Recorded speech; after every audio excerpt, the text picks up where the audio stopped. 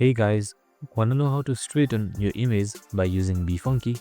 Well, in this video, I'm going to show you an easy step-by-step guide on how to do it. It's super simple, so let's get right into it. Now first up, open up your favorite browser and type in befunky.com.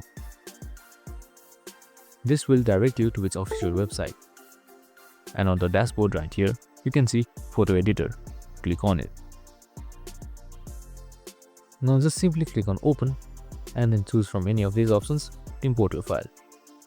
Once it's imported, on the left side you should see Essentials. Now to straighten your image, just simply click on Straighten.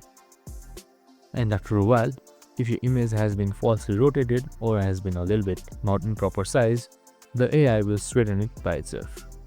You can also straighten it by yourself with these settings right here.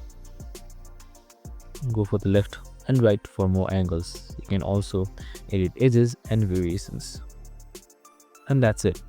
I hope this video helped. If it did, make sure to like, subscribe and tune in with us for more related videos. See you in the next one.